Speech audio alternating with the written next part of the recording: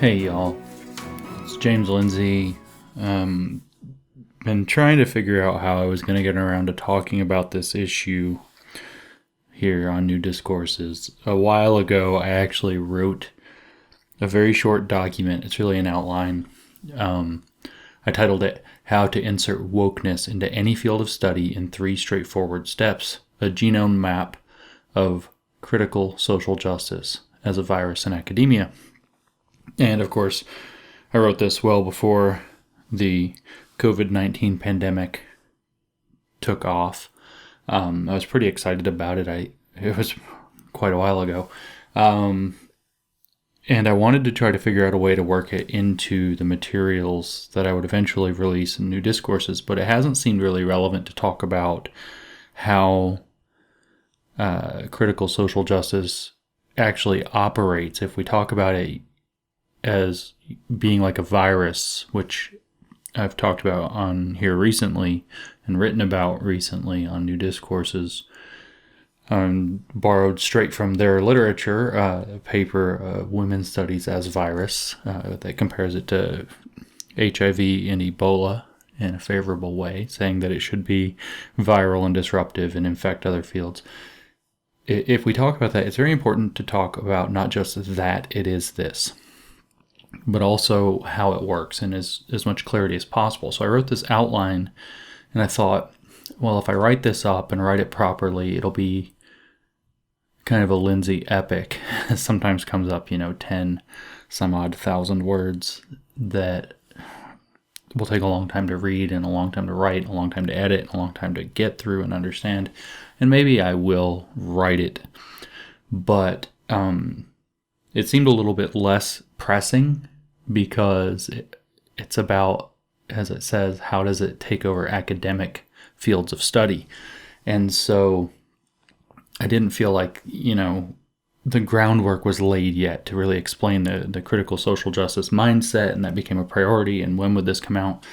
And I had no idea what to do with it. So what's happened more recently, though, is that I've seen more and more things that are putting critical social justice topics like equity, in particular health equity, or these analyses that people are kind of memifying and joking and saying that this novel coronavirus kills and impacts men at a much higher rate than women, and women are the most affected, of course, and then calls for intersectional analysis, and these have not gone away, contrary to popular opinion. At the moment, they are still going on.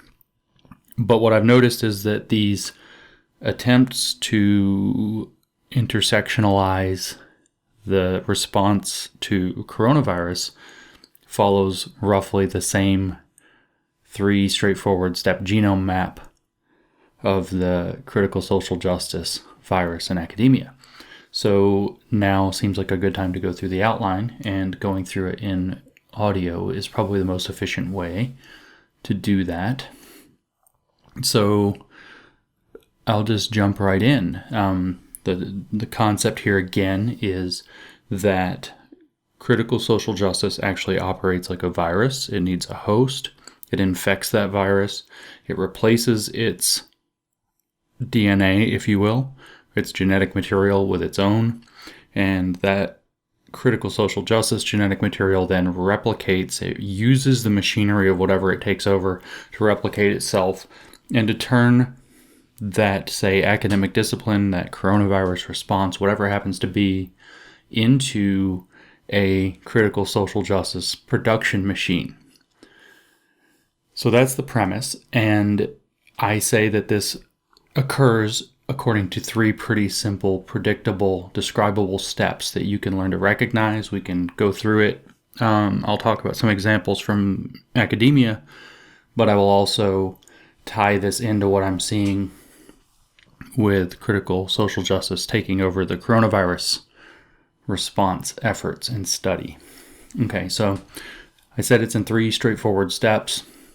I want you to really think of this as sort of the genome map to the, whether it's RNA or DNA sequence that the virus of critical social justice is injecting into cells that are our institutions and our communities.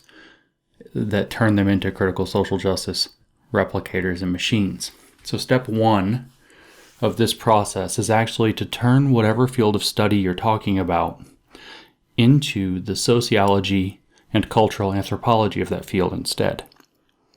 So that's kind of heavy. So the way that actually occurs is that the critical scholars, the people focused on critical social justice, will focus particularly on the sociological issues around that field. So they'll talk about, say, whether it's physics, they'll talk about the physics community a lot. It doesn't matter what field it is. Mathematics, they'll talk about the mathematics community, and they're going to make this into a study of the sociology of that field. In particular, they will probably point out problems in representation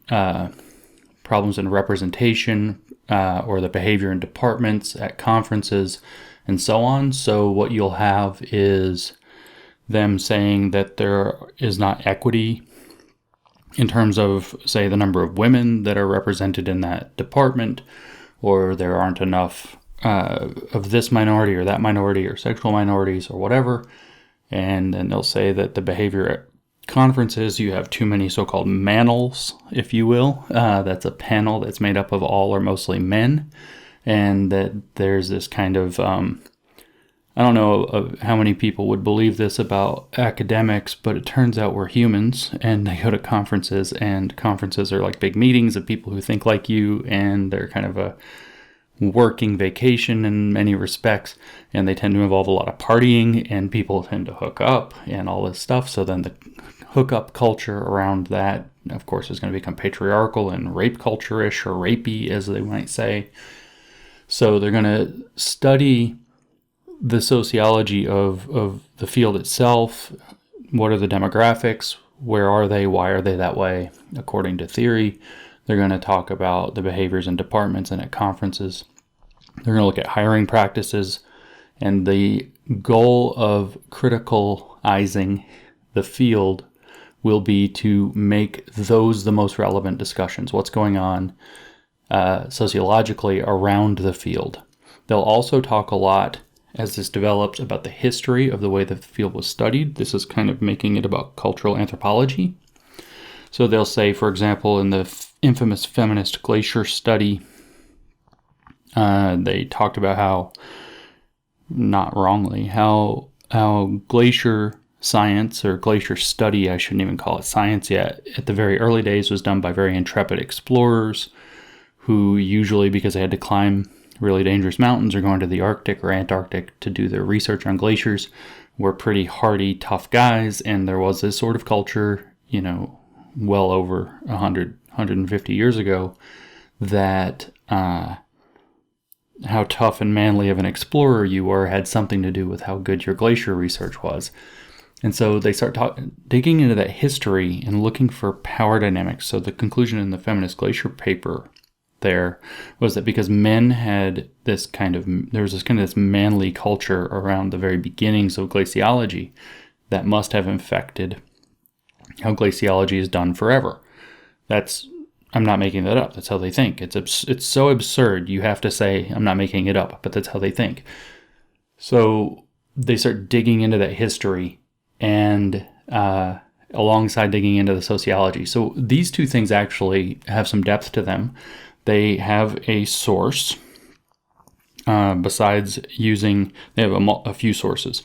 The critical theory schools certainly would have been interested in looking both at the sociology. Sociology, in fact, significantly arose, but not entirely, arose out of critical theory, or very deeply in conjunction with it. It's probably more accurate to say that critical theorists early on co-opted sociology to their critique and remake society project. But in particular, Michel Foucault was very famous for explaining that you have to study things both critically and archaeologically, as he called it, or genealogically, I should say, as he called it, to understand the power dynamics that the culture around that thing has an operation. So this is a very Foucauldian, a very postmodern kind of concept. So the cultural anthropology, let's dig into the history of power dynamics in the field, and we're going to assume that those power dynamics have left an indelible imprint on the field. That would be a Foucauldian genealogy project. And then let's look at the sociology right now in a critical way, would be a very Foucauldian sociological project, critical project.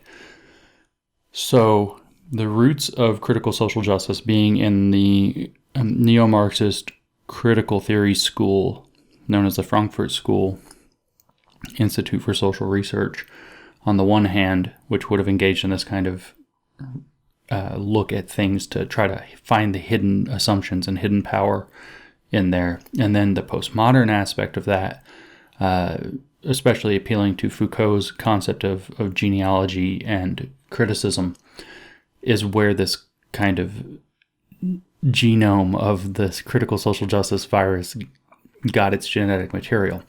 So the way this will kind of roll out, we're still in step one, which is turning the field of study at hand into the sociology and cultural anthropology of that field instead, is that they'll talk about implicit bias a lot. The reason they talk about implicit bias so much is because implicit bias is damn near the closest thing they have to what looks like real evidence for their claim that we have hidden biases that we don't really confront and that need to be examined self-reflectively and self-critically.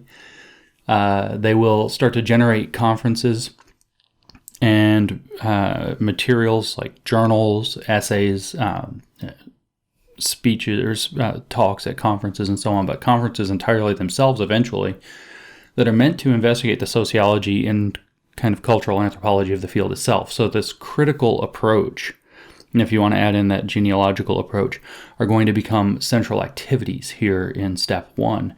They're going to create their own kind of parallel disciplines that are instead of, say, physics, it will now be physics studies or critical physics studies that are very interested in looking at the sociology and genealogical history, both in a very critical way, of those fields, and they will generate a parallel discipline that's the studies of or critical study of, say, physics. In the process of creating this, they will start to credential people who do this by giving them specific awards or special awards, because the entire academy is kind of soft to this. They will often participate and recognize those awards or credential them further or add to them or give them out as part of like something that their departments do. And in essence, what this does, as I was saying, is creates a parallel discipline, a critical study of the field of study. And it will have its own journals, it will have its own books, it will eventually have its own departments or sub-departments within academic study, and so on. Those will then be leveraged to generate apparent legitimacy. Say, well, we have an academic journal behind us, and look at all these books published in university presses that we have, and we have now 3 faculty members who can dedicate their entire careers to this kind of work, and blah, blah, blah. So it leverages that for apparent legitimacy. They leverage it to claim that they've been excluded by the operating dominant power dynamic, and that justifies a need for more critical methods, and then they're just going to continue this process kind of cyclically until legitimacy of their parallel field is established. The most naked I think I've ever seen this. About a year ago, I was asked to review a book about critical dietetics. Dietetics is not Scientology. I mean, this stuff's all very close to Scientology, but it's not. It's what dietitians study. So it's the study of diet. And there's this book about critical dietetics and critical nutrition studies I was asked to review. So I read this whole book thinking, I don't know what in the world I'm going to get out of this.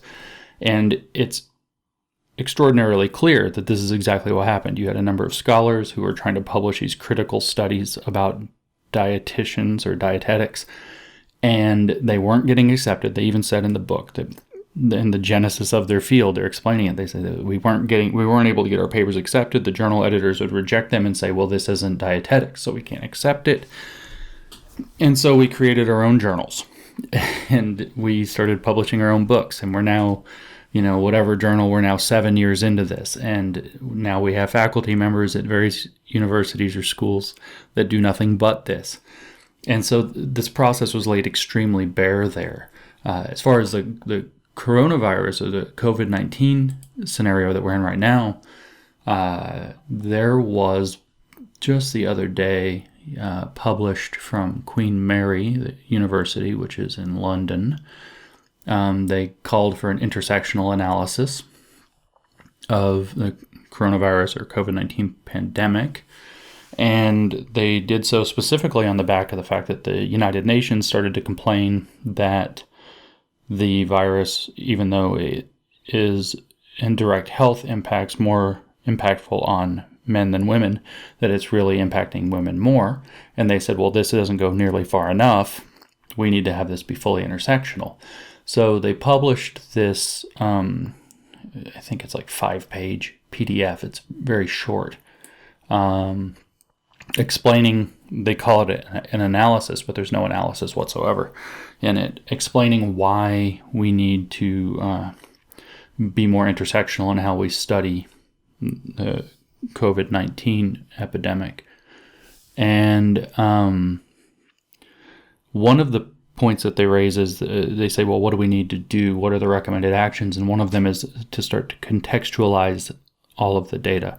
And so they write, and I quote, "In reporting the effects of pandemics, individual and group experiences must be placed in broader contexts, social forces which include socioeconomic and political context, governance, policy, and cultural and societal values and norms influence a person's social location within their household, community, and the wider health system.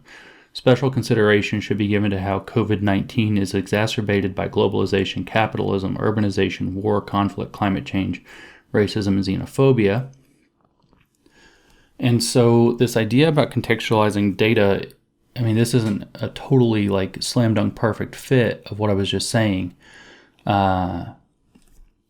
But this is actually an attempt to no longer study the virus in and of itself, but rather to start studying the sociology around the pandemic response, to make that become the priority. So let's study the sociology of the thing. And of course, we're going to have to do it with all of what are we focusing on exacerbating it? Capitalism, climate change, racism, xenophobia, all the normal kind of stuff, and talking about all these intersecting variables. So this is a goal to make this be about the sociology around the pandemic response. So you kind of have this coming out. I guess this study was immediately kind of followed by one at Columbia Law that argues very similarly. Articles in major journalistic outlets like the New York Times are talking about the way that women's, I think one that came out today, in fact, was talking about the way that women's health issues have been kind of systematically ignored because it's a male-centric thing. So there's your genealogical approach. And so this is really, kind of step one. It's much more naked often in the academic thing, but with the pandemic, everything's kind of on an accelerated timeline. Where the goal, the step one of taking over something and making it about intersectionality or making it about critical social justice is well underway, which is to turn that field of study, in this case, pandemic response, into a study, making the priority be the sociology and cultural anthropology around that thing. And so there will be entire, I don't even know if to call them disciplines or something like this. There'll be entire projects put forth in the next few months that are going to focus, probably under a heading of health equity, very, very heavily on this. They'll talk about, for example, that there are disparate health outcomes by race. This is already happening, and that we don't know why those happen. Therefore, they're probably racism. and that this demands more study into the sociology of medicine, and we need to be more critical in how we approach our study of medicine.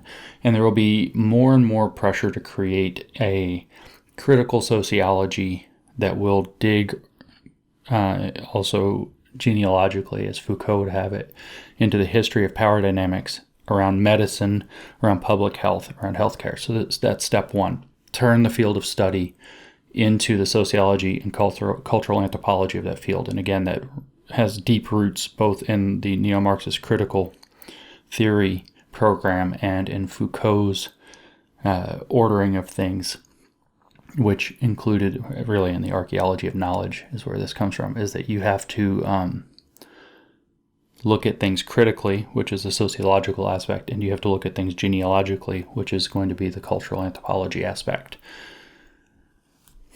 That's step one. So step two is then to go forward and claim that the systemic problems in the field manifest from the nature of the field itself. So in academia, remember, we're talking about the way that the virus of critical social justice, and again, I remind you, they call their own mindset a virus. I'm not labeling them this, unfairly. They have actually published academic papers, or at least one, openly calling themselves a virus and saying that it's the ideal model for their pedagogy, their approach to education. So step one is to remake everything about the sociology and anthropology of the field. Step two is to claim that the systemic problems in the field that they found by studying it sociologically and anthropologically actually manifest from the nature of the field itself. So the virus now, this is where the DNA is. So the step one there was like, with the coronavirus, I don't know how much any of you all are paying attention to how it works, but it has some spike protein, and then that bonds to something on the surface of the cell that allows the genetic material from the virus to get in. That's step one. Start making it about sociology, start making it about anthropology. Step two is that genetic material gets inside the cell and starts replicating. And so this starts making the virus proteins and virus genetic material instead of the stuff the cell usually makes to do its job. So here now we're going to dig deep in and say that the field itself is the problem. So for example, if it were mathematics, there are lots of calls that have started around the study of the education and sociology of mathematics departments and mathematics education that increasingly bend toward saying that maybe it's not just how we teach math, maybe it's something to do with the math itself. And that's how this step happens. There was actually an essay in the Notices of the American Mathematical Society, AMS, not that long ago, saying that maybe we don't just need to rethink how we teach math, we need to rethink math itself. Because obviously if teaching math has issues, like disparate outcomes on mathematics achievement, then maybe it's not just how we educate. Maybe it goes deeper. Maybe math itself, which was created by, in theory, according to theory, I should say, not in theory. I mean, really, the concept of critical social justice theory would say that mathematics has been developed by white Western men, and therefore it would encode the biases. There's that cultural anthropology again, right? There's that genealogy again. And so maybe math itself is the problem. Maybe engineering itself is the problem because it's a white Western approach. Maybe science itself is a problem. So you see like in the Science Must Fall program that's kind of running rampant in South Africa right now, this idea that science is definitely a white and Western thing, and it is not for South Africa. It's not for post-colonial contexts. It would be colonization, in fact, to keep using science. And this isn't unique to this post-colonial theory. It was a hot topic in the 80s and 90s with feminism. They came up with this whole alternative feminist science thing based in feminist empiricism, which has mostly gone out of fashion now, that indicated that because men had dominated science for so long, they built science to be naturally exclusionary to women and leave them out. So science itself is corrupted. You saw that in the feminist glaciology paper, saying that glaciology needed feminist research because it was built originally over 100 years ago by men who were tough guys who could go to really extreme environments when we didn't really have a lot of technology and could survive and come back and report what they saw, along with maybe how many walruses they killed or something. So this occurs in a predictable way. They distill and name the problematics within the sociology and anthropology of the field, and then insist that the field must have been designed with the knowledge system and biases that benefit from those problematics and the power dynamics. And then the claim will be made, as I just was talking about, that those power dynamics and problematics are therefore actually a part of the field itself. So when you have the thing in the New York Times talking about that medicine has never really focused on women's problems, well, medicine is therefore male-centric. And so this is clearly a specific problem to that. When you see the feminist glaciology thing saying that glaciology itself is particularly masculine or originated in a very masculine way. They then say that the science itself was encoded with those masculine biases. And so whether this is occurring specifically within the pandemic response is not particularly clear. You see a little bit of it to do with medicine. You're going to see a little bit of it to do with public health, claiming that those disciplines have never properly taken intersectional issues into account, and therefore they're way behind that curve, and therefore that they are systemically built to create biased outcomes. It's a pretty bold claim. It's one that could be examined by evidence, but then they would have to claim that any evidence that disagreed came from white science. So this is intrinsically part of the mindset. So this is that viral DNA getting in. And so it continues into the institution, into the discipline, into the program, whatever it happens to be.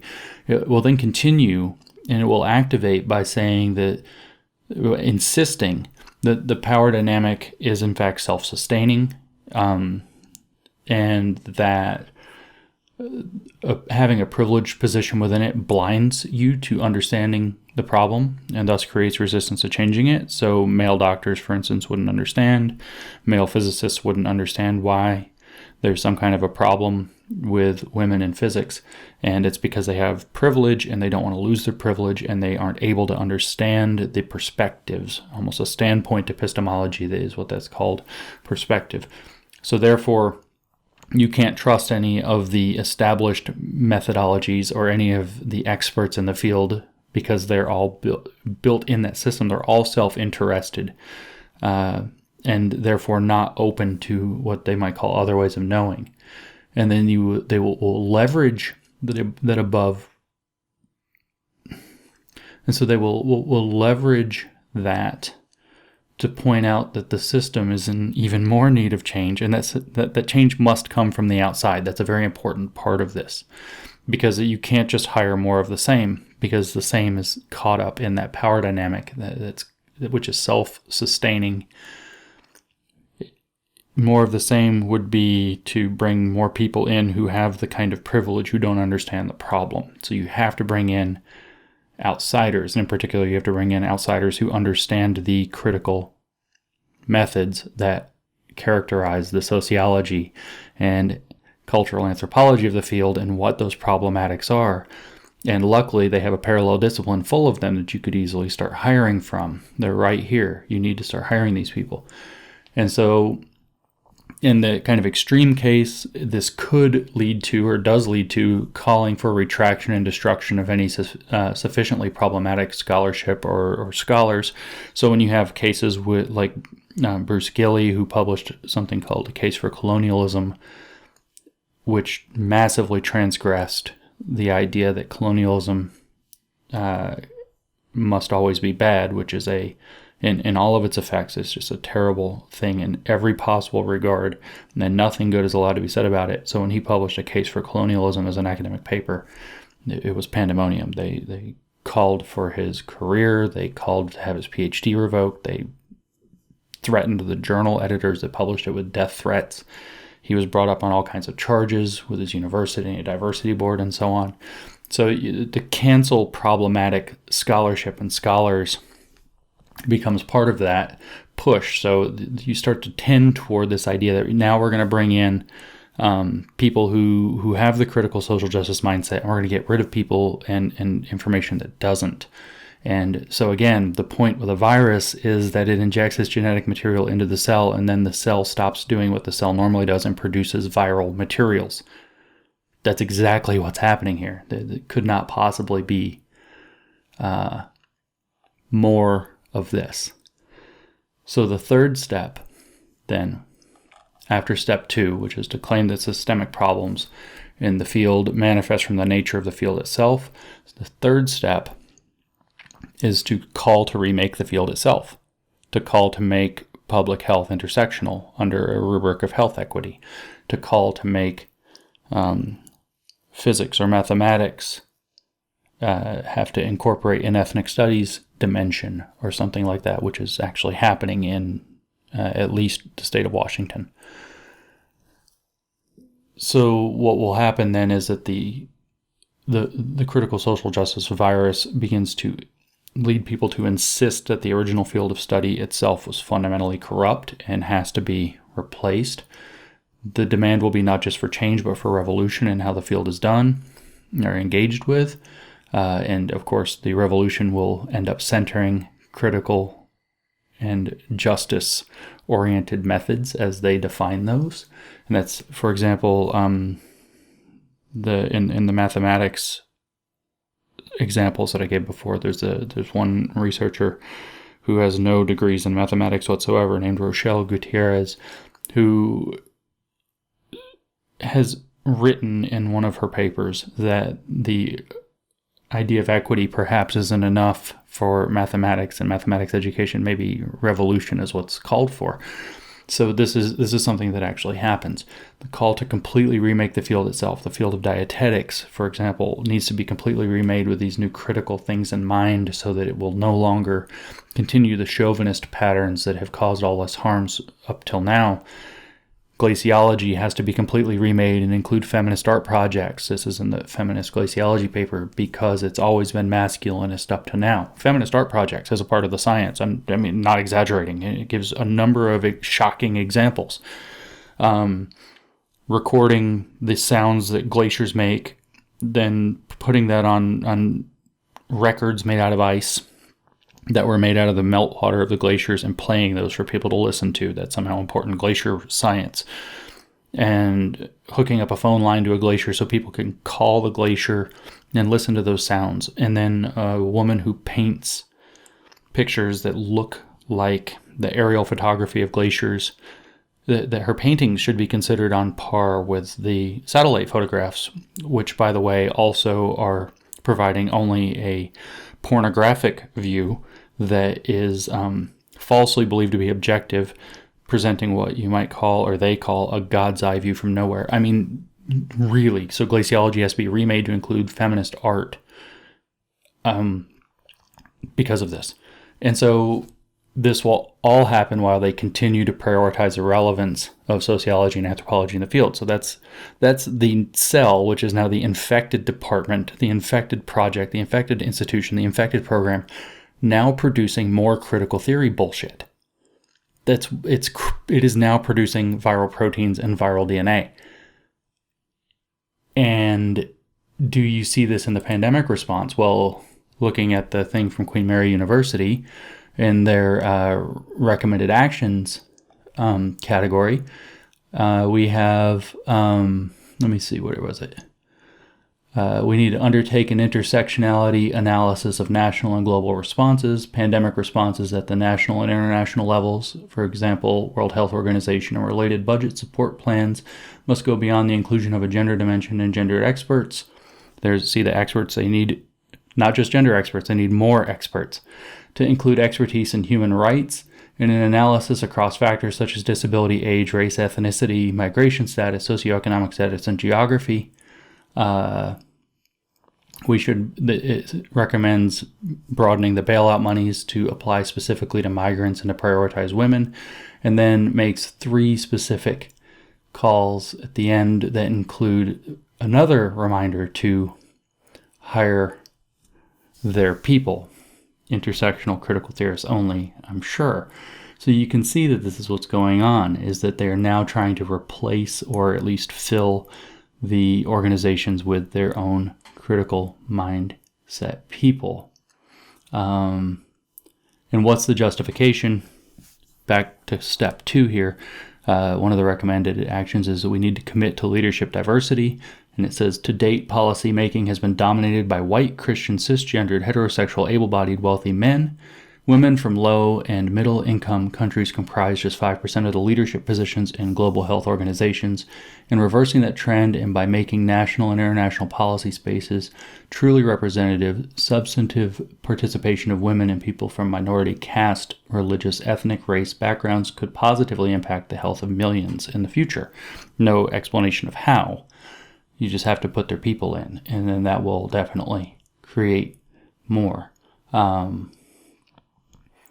success. Everything will work out better if you just put in more of their people. So this is definitely happening with the COVID-19 response. And like I said, this represents one university, and at least one other has tagged onto this.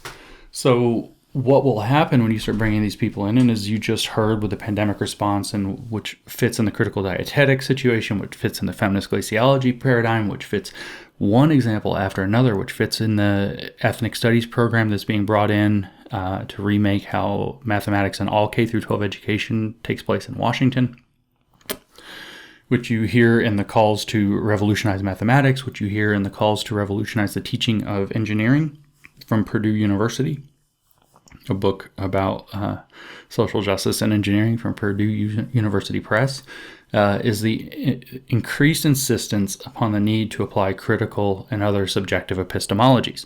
I can tell you that in the middle of a pandemic is not exactly the time we need subjective epistemologies operating at the center of it. There will be an insistence made to bring in more critically oriented faculty members, sources, and so on, or professionals, whatever it happens to be, if it's public health for a pandemic response. There will be a high priority put on diversity and inclusion and on equity. Health equity will be the relevant one in terms of the, regular equity will be brought up a lot too in terms of the COVID-19 pandemic. They will insist upon more source material from critically oriented professionals. I think that's actually in the pandemic response exactly. It was one of the recommended actions. Says to make policy responses cross-sectional and move beyond a deficit model. It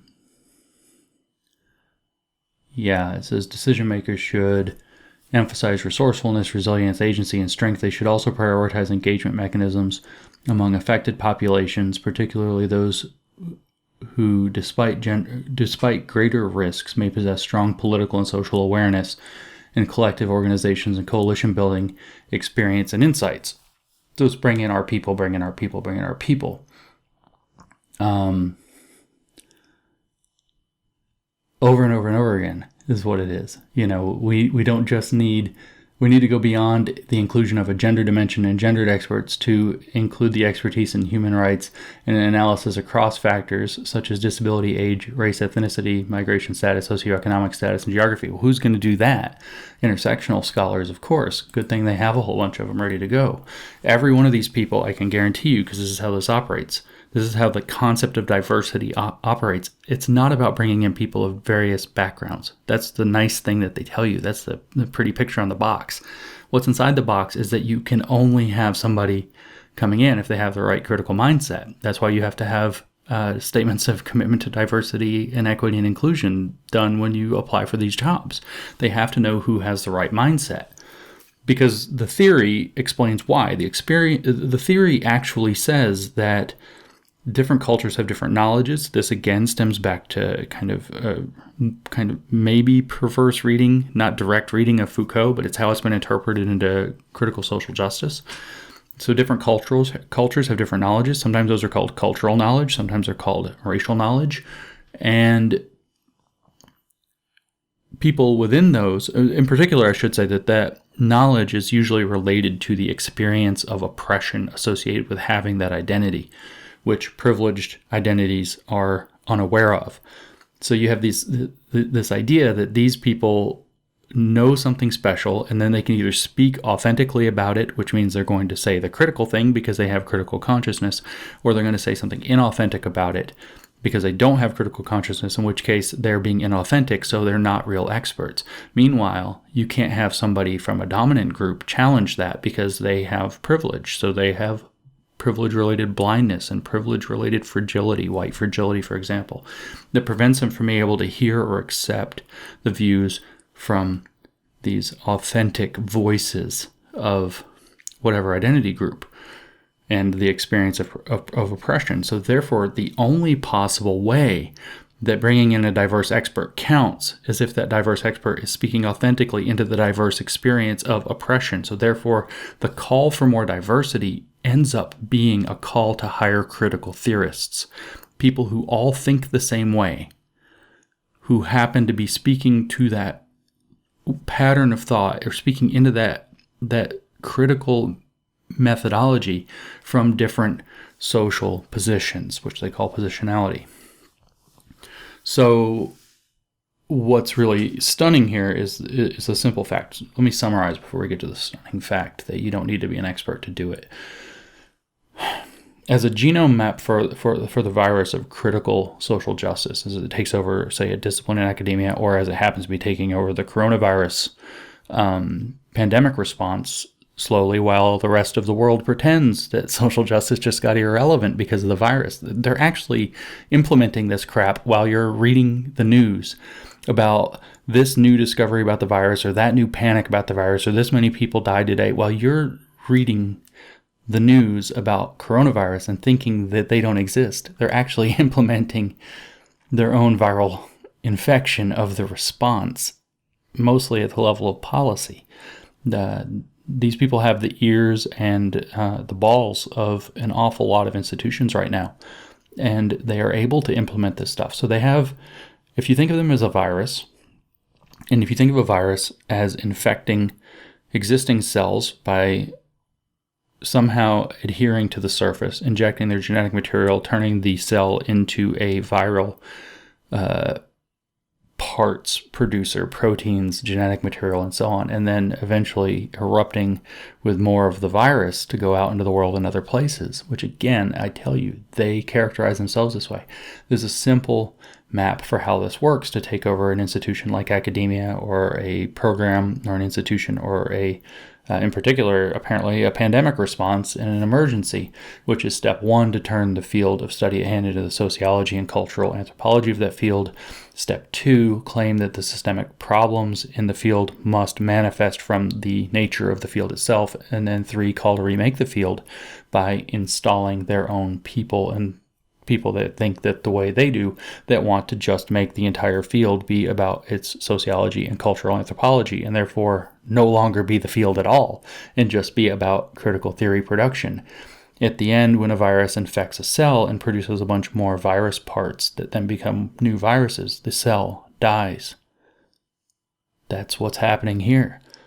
Our institution, whether it's mathematics, whether it's a pandemic response, or whatever, that's turned more and more intersectional, produces people who think that way, but it doesn't do the thing it's supposed to do anymore. It's no longer doing math because all it's thinking about is the sociology around math and the various problematics that haven't been identified or sorted out yet, or the new ways to redo how we do it. It makes the thing a shell of itself that has just puked out more of the virus. And so the shocking thing, as I hinted at, is that you don't need one expert, not a single expert in the field is needed to do any of this. All you need are people who are going to complain. All you need are people who know just enough about the history or the culture of conferences, departments, and so on to complain about it in this critical way, or if we have to add the genealogy way from Foucault, I kind of consider that a critical method, frankly, but if you have to include it separately, fine, whatever. And the most likely people that will be doing this reside among the ranks of the failed experts of the field, the people that the field didn't successfully promote I guess, didn't allow to become successes in their field. And again, you can read that, for example, in the critical dietetics book. You actually have that. It's such a wonderful resource because they actually just tell you. It's like they just pull the curtain back and show you what's behind it. They just tell you, oh, well, so-and-so, whatever researcher now, critical researcher, had a practice and it had all these kind of bizarre methods that people weren't interested in, and the practice kind of failed. And that's not because people weren't actually interested in the kind of kooky, sideways dietary advice that person might be giving. It's because of the systemic power dynamics involved, obviously. So I'll summarize real quickly again, and then we'll wrap up by me telling you again that this is how they think of themselves. So, quick summary: how to insert wokeness into any field of study in 3 straightforward steps. It's a genome map for the critical social justice virus as it applies to academia and apparently a pandemic response. Step 1, turn the field of study at hand into the sociology and cultural anthropology of that field. Say implicit bias a lot. Create a parallel discipline that's the critical study of, or such and such studies. Produce books, journals, journal articles, possibly an academic department or subdepartment to legitimize yourself. Step 2, claim that the systemic problems in the field must manifest from the nature of the field itself. So there you want to say that something about the way that the field has always been done, or the way that the field is organized, or the material of the field itself must somehow be imbued with problematic power dynamics. And then this shift from sociology and anthropology turns straight into the critical method at that point. The virus has entered the cell. And so now you're going to criticize the field itself. You're going to apply critical methods to the field itself, which might have had some kind of a layer of resistance before that. This will involve calling to retract and destroy papers that disagree. It will involve destroying the academic careers of people who are a problem. And it will be all about pointing out that the power dynamics are self-sustaining, and the people who benefit from them can't understand how they're a problem, and so those people become the problem and that they need to be removed. And then the step 3 is to call to remake the field itself, to make the field no longer whatever discipline it happened to be, but now it's going to be the critical study of that field. We're going to turn the field itself into the critical study of whatever related topics. This will mostly happen by taking out people who were problematic from step 2 and replacing them. Calls for diversity hires, but the diversity hires are all going to have to be critical theorists. And the methodologies of the field will have to be made inclusive to those people, which means that they're going to have to be remade according to their politics. The pressure for critical and subjective epistemologies and methods is going to become more and more present. And again, I can't overstate that it's going to be to demand that sources and professionals in the field are oriented from the critical position. So that's the virus. That's how it actually infects cells in, say, academia. That's how it actually operates. That's the picture, the whole picture. So to kind of wrap up, I will again remind you that this is them, not me, that characterize themselves as a virus, although I think that fits, so I'm characterizing them that way too. Here's a paper. I don't think it was a very widely received paper, but a paper published in Genero's Multidisciplinary Journal of Gender Studies in 2016 by Brianne Foz and Michael Karger, both at Arizona State University. The title is Women's Studies as Virus, Institutional Feminism and the Projection of Danger. So what I'm going to do is just read the abstract to this academic paper, this published academic paper from 2016. And we'll close there. So it says, because women's studies radically challenges social hierarchies and lacks a unified identity and canon of thought, it often negotiates a precarious position within the modern corporatized university. At the same time, women's studies offers, by virtue of its interdisciplinary, critical, and infectious structure, cutting-edge perspectives and goals that set it apart from more traditional fields. This paper theorizes that one future pedagogical priority of women's studies is to train students not only to master a body of knowledge, but also to serve as symbolic viruses that infect, unsettle, and disrupt traditional and entrenched fields. In this essay, we first posit how the metaphor of the virus in part exemplifies an ideal feminist pedagogy, and then we investigate how both women's studies and the spread of actual viruses, e.g. Ebola, HIV, let's go ahead and add, SARS-CoV-2, or however it works out, the Covid-19 virus, produce similar kinds of emotional responses in others. By looking at triviality, mockery, panic, and anger that women's studies as a field elicits, we conclude by outlining the stakes of framing women's studies as an infectious, insurrectional, and potentially dangerous field of study. In doing so, we frame two new priorities for women's studies: training male students as viruses and embracing negative stereotypes of feminist professors as important future directions for the potentially liberatory aspects of the field.